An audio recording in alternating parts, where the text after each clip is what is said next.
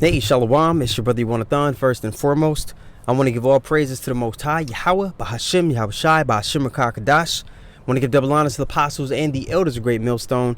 And I want to say Shalom to all the brothers and, of course, the few sisters who are pursuing this truth in sincerity. All right? May the blessing of election be upon your house. Today, brother sent a interesting video, sent a bunch of videos and clips and information about how this devil is basically being made bare. And I'll start reading with that. I'll go to Isaiah 47 before we get started. Now, when you go to Isaiah, the 47th chapter, we're also going to go to Obadiah. Let me go here. Isaiah 47. And we'll just start here at the top. Isaiah 47 and 1. It says, "Come down and sit in the dust, O virgin daughter of Babylon." Now, we're talking about the daughter of Babylon, not ancient Babylon. All right, we know that the Babylon in Revelation is prophesied to go down by way of fire. Ancient Babylon didn't go down that way. That's not how they were taken down. So it's not talking about that. It's talking about a future kingdom in which all 12 tribes will be oppressed together, right? And the only people that fit the curses and are oppressed together in the world power would be here in America, the so-called Black, Latino, and Native American people. Now, the Jewish people, who are not the bloodline descendants of Jacob, they're not oppressed. They control infrastructure and how society moves forward. And we're gonna, basically that's what the lesson is about. They're being revealed to not be who they say they are, especially if you're going by, prophecy, and prophecy is chief. Prophecy is king. All right, the spirit of our Lord is the spirit of prophecy. All right, so this is Isaiah 47 and 1. It says, "Come down and sit in the dust, O virgin daughter of Babylon. Sit on the ground," meaning to be stripped from that high position. All right, because right now we know that the wicked, the earth is given into their hands. Also, if we want to talk prophecy, what nation of people is prophesied to be in rulership upon the Lord's return? Let's get there really quick, and now I'll come back to Isaiah 47. Man, it's really easy when you start going down that you start linking up prophecies and trying to match who's who in the Lord's movie by way of the prophecies he gave to us. It becomes blatantly clear.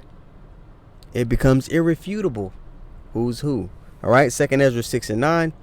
All right, it reads, "For Esau is the end of the world," meaning the end of the age, before the kingdom of heaven is established. That's going to be the world without end.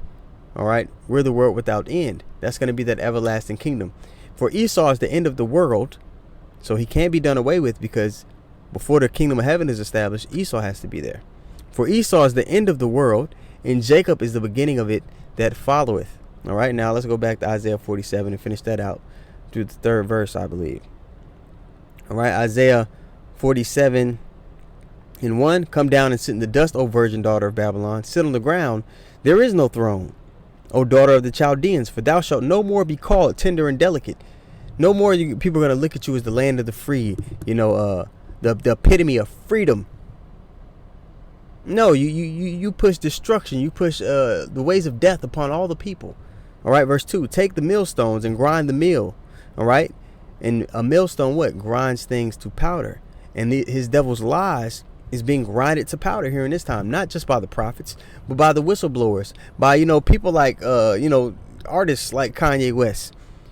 And eventually people are going to realize that they don't have the full truth, but those people, the Lord will use them to get the elect of Israel to think, let me look into this.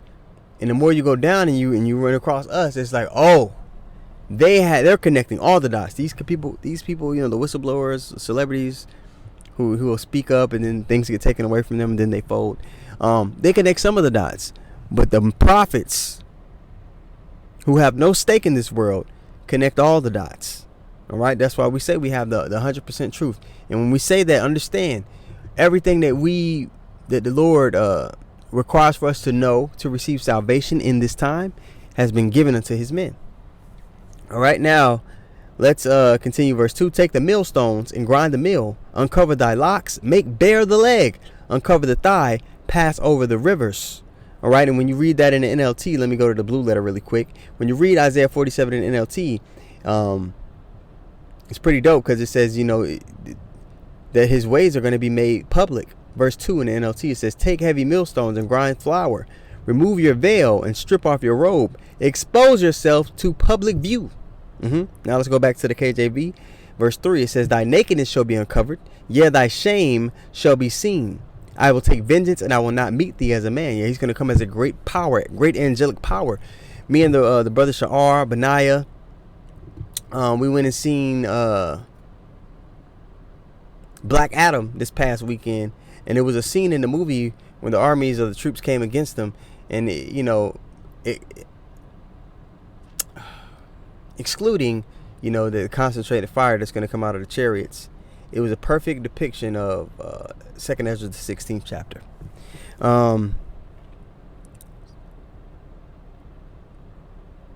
So now let's go. Where do I want to go? Habakkuk 2 or Isaiah 29. We'll go Isaiah 29 first, and then we'll go to Habakkuk 2. Isaiah 29 and 9, I believe.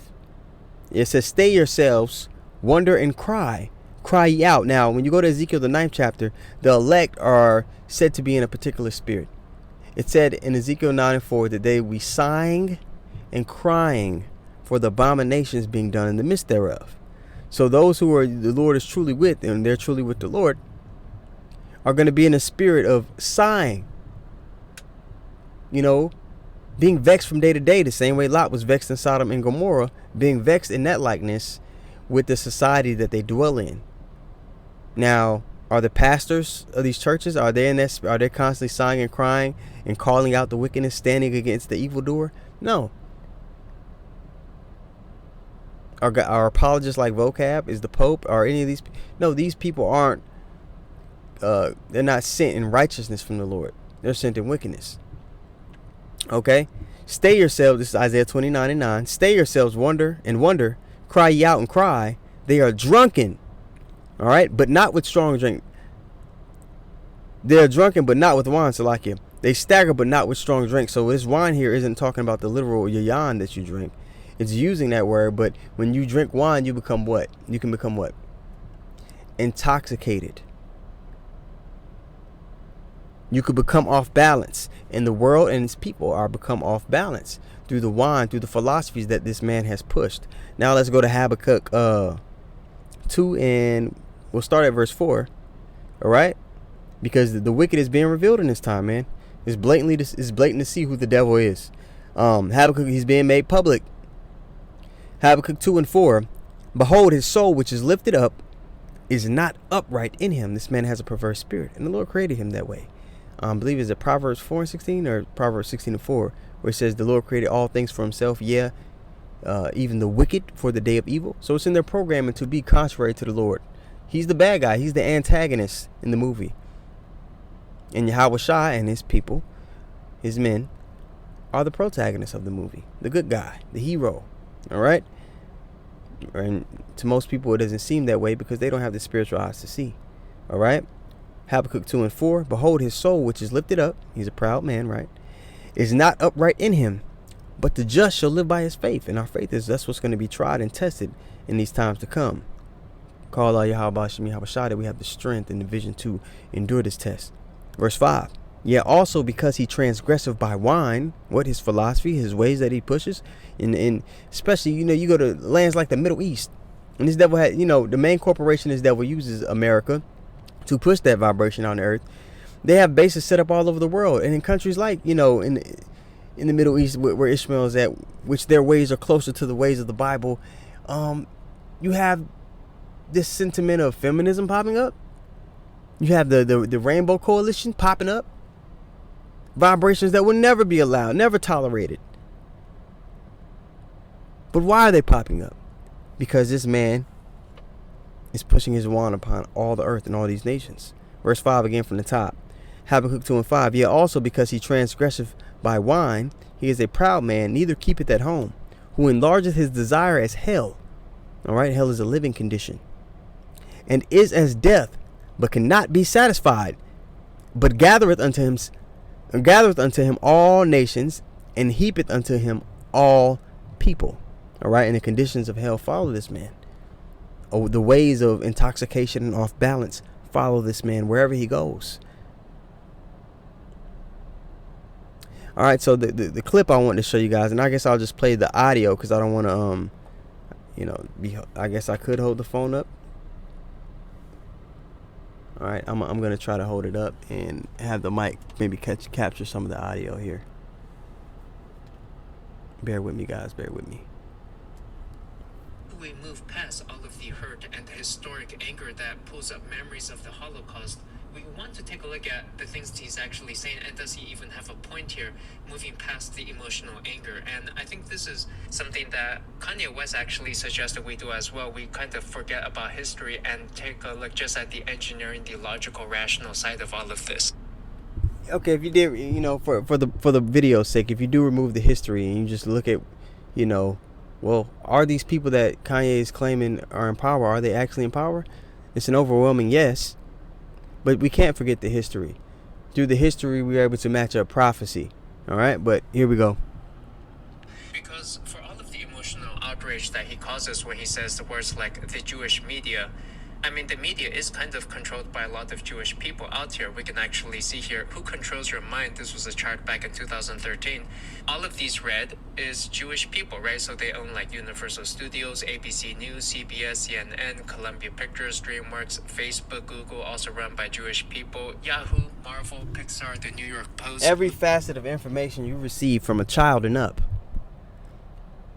Your values of what's put in front of you, like, oh, this is what is important in life. This is what makes a person valuable. This is what makes people happy. This is how a relationship should look. This is how you should raise your children. This is how you should talk to people. This is how you should deal with uncomfortable situations. It's all been pumped into your mind by the enemy, by the chief tribe of Amalek, who calls themselves the Jews, who are not the bloodline descendants of Jacob.